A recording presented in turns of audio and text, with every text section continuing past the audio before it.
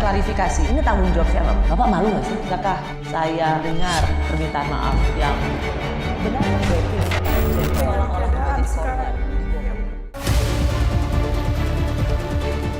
Tidak sah dan batal demi hukum.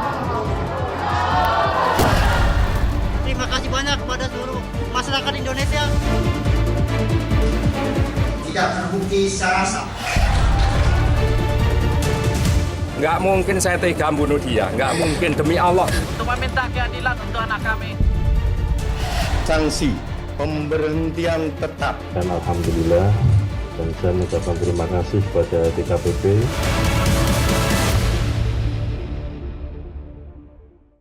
Saya sudah bersama mantan Menko Polhukam, Profesor Mahfud MD. Pak Mahfud, terima kasih sudah di Rosi. Makasih Rosi, ngundang lagi. Terakhir, saya ingat saya mengejar Pak Mahfud di tanggal 1 Februari. Iya. Ketika persis Pak Mahfud menjumpai Presiden Jokowi untuk mengundurkan diri. Karena Pak Mahfud akan ikut kontestasi Pilpres kemarin. Ya. Masih ada waktu sebenarnya dari Februari dan Pilpres masih 20 Oktober untuk pelantikan Presiden baru.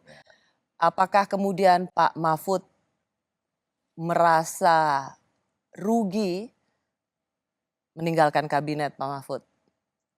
Enggak, saya jujur enggak merasa rugi meninggalkan kabinet. Tapi saya merasa ya terhormat saja. Karena apa? Karena dari seorang menteri yang tidak ikut cawe-cawe dalam partai politik, dalam kampanye-kampanye diri, tiba-tiba mendapat kehormatan secara tiba-tiba disuruh jadi wapres. Itu satu. Itu tidak ada ruginya sama sekali, lepas dari menang atau kalah. Yang kedua, kemudian saya merasa beruntung. Semula tidak merasa rugi, tapi kemudian merasa beruntung sesudah Pilpres. Untung kemarin itu saya mundur. Apa untungnya? Kalau tidak mundur satu, bisa ada dugaan kekalahan Ganjar Mahfud itu karena Mahfud main dua kaki, tidak mau mundur. Pasti dia merugikan, itu satu. Sehingga saya merasa begitu dinyatakan kalah ya saya tidak salah karena saya juga tidak di sana. Kalau saya di sana bisa dituduh macam-macam. Ada dugaan-dugaan. Dan yang kedua merasa beruntung lagi melihat situasi sekarang. Kayak gini situasinya, gimana kira-kira kalau saya masih di dalam gitu ya. Bagaimana saya bisa ikut sebuah sidang kabinet di mana situasinya sudah tidak kondusif terutama bagi kebatinan saya gitu. Dan situasinya semakin rumit ya sudah. Saya bilang saya merasa sesudahnya ya sudah plong gitu ya.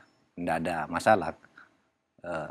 Kalah ya di dalam Pilpres ya kalah, tidak apa-apa. Itu biasa, ada yang menang, ada yang kalah. Orang ikut Pilpres itu kan karena yakin dapat dukungan, yakin menang. Bahwa sejak dulu lah siapapun yang calon saya menang.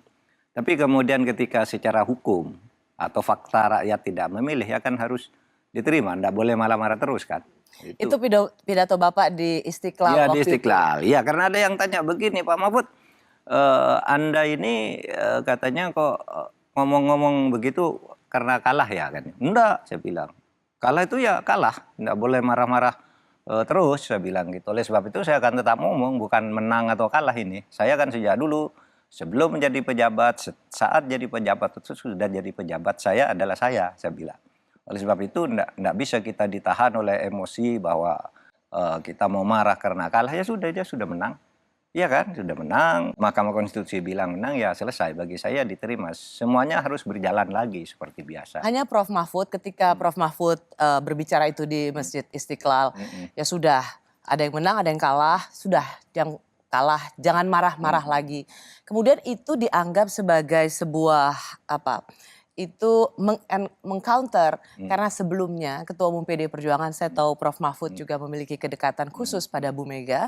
Bu Mega pada saat pembekalan pada sekolah politik PD Perjuangan masih sedikit mengutarakan soal TSM, kecurangan pemilu, dan Prof Mahfud dianggap ingin mengkoreksi apa yang dikatakan oleh Ketua Umum PD Perjuangan. Apakah itu yang ingin Prof moderasi? Enggak ada hubungannya. Karena Bu Mega bicara dari posisi Bu Mega dari sudut politik, sebagai partai politik, saya adalah kontestan, gitu ya. Karena saya kontestan ya sudah, Pak. Bu Mega itu benar juga karena memang TSM-nya itu kan sudah ditemukan oleh berbagai hal. Cuma Mahkamah Konstitusi mengatakan itu tidak signifikan. Mahkamah Konstitusi tidak mau menganggap itu sebagai satu bukti yang bisa mengalahkan atau yang bisa mengubah kemenangan. Jadi Pak Mahfud bukan bermaksud untuk mengkoreksi apa yang menjadi pidato Bu Mega ya? Enggak, itu sudah benar yang dikatakan Bu Mega. Beliau adalah pimpinan partai politik, gitu kan? Saya kontestan dan saya ikut hukumnya saja gitu. Hukumnya sudah kalah ya, kalah lah gitu. Makanya saya katakan, saya sih ketika calon, saya juga katakan kemarin Rosi di Singapura gitu. Saya kemarin memberi kuliah umum di ISIAS kalau nggak salah. ISIAS Yusuf Ishak. Saya katakan, saya disclaimer dulu ya, saya bilang. Saya bukan pendukung Prabowo, bukan pendukung Prabowo Gibran. Saya lawannya Prabowo. Saya merasa saya lebih baik dari Prabowo dan Gibran. Tetapi hasil pemilihan umum rakyat lebih percaya Prabowo. Ya sudah, gitu kan. Harus diakui secara sportif apapun kritik orang tentang pemilu bagi saya ya sudah selesai gitu. Karena kita harus move on juga kan. Masa mau marah-marah terus enggak berhenti. Itu saya katakan kayaknya lebih dulu dari ketika Bu Mega berpidato tentang itu. Apakah jadi tidak ada hubungannya lah. Apakah ini sekaligus untuk sebagai disclaimer Pak Mahfud ketika Bapak bersikap kritis itu bukan semata-mata karena belum move on dari kabinet, tapi juga seorang Prof Mahfud MD kembali ke posisi awal sebagai seorang cendekiawan ahli hukum konstitusi. Iya. Ya. Kalau begitu, saya kembali ke situ. Saya katakan sebelum saya jadi pejabat dulu ya begitu. Makanya saya dulu terus menjadi pejabat karena saya dulu begitu. Sudah menjadi pejabat saya begitu, ya kan? Ya sudah selesai ya tetap begitu. Kan itu yang ya apa konsistensi yang harus saya bangun tentang apa yang saya lakukan lah. Kalau mungkin kalau bilang tentang perjuangan saya itu mungkin terlalu mewah. Konsistensi yang saya bangun harus begitu. Rasanya nggak ada yang berubah ya Pak? Bapak ada di kabinet maupun Bapak di luar kabinet? Bagi hati saya. Kalau bagi hati saya enggak ada yang berubah. Biasa. Ya lebih enak. Anda tahu, saya lebih segar sekarang ya. Nah ya itu. Lebih enak. Dalam hati apa enggak gitu. Tapi bahwa ini lagi, enggak ada kaitannya dengan menangkal. Situasi politik sekarang makin buruk. Situasi penegakan hukum sekarang makin buruk.